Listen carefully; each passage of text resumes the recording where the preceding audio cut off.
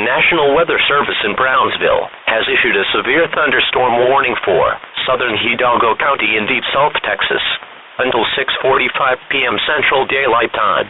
At 5:56 p.m. Central Daylight Time, National Weather Service meteorologists detected a severe thunderstorm capable of producing baseball-size hail and destructive 70 miles per hour winds, 5 miles northwest of Mission, moving southeast at 40 miles per hour.